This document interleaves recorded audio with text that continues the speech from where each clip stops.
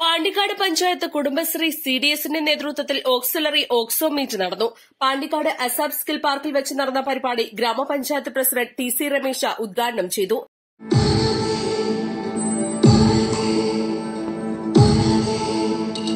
നമ്മുടെ കുടുംബശ്രീ ഗ്രൂപ്പിൽ പെടാത്ത 18നും 40നും വയസ്സിന് ഇടയിലുള്ള ആളുകളുടെ ഗ്രൂപ്പാണ് ഓക്സിലറി ഗ്രൂപ്പ്. ഇതിന്റെ പ്രാധാന്യം ഒരുപാട് ഏറെയാണ്. കാരണം സാധാരണ കുടുംബശ്രീയിലുള്ള അംഗങ്ങൾ അവരുടെ വിദ്യാഭ്യാസം 10ാം ക്ലാസ്സോ പ്ലസ് ടു അതിൽ കുറവോ ആയിട്ടുള്ള ആളുകളായിരിക്കും. ഇതില് ഓക്സിലറി ഗ്രൂപ്പിൽ ഉന്നത വിദ്യാഭ്യാസത്തിന് പഠിക്കുന്ന അല്ലെങ്കിൽ ആ മേഖലയിൽ പ്രവർത്തിക്കുന്ന ആളുകളുടെ ഗ്രൂപ്പാണ്. കുടുംബശ്രീയുടെ മുദ്രയോടുകൂടിയാണ് അസംബ്ലി ആരംഭിച്ചത്.